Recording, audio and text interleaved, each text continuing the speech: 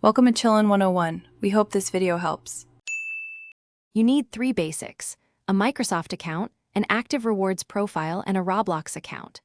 Sign in to Microsoft Rewards now and enable tracking in Microsoft Edge and the Rewards mobile app so searches count.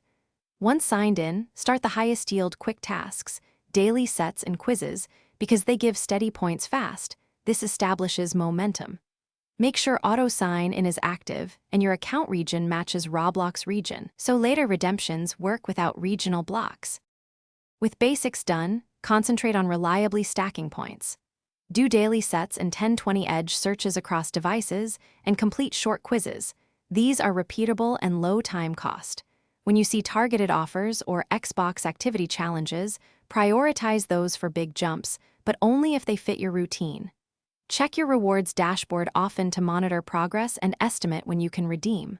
Once done, maintain a weekly points goal so redemptions for Robux gift cards become predictable and efficient.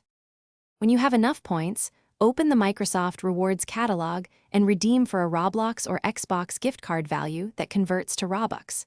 After receiving the code, apply it directly in your Roblox account or redeem an Xbox card at Xbox.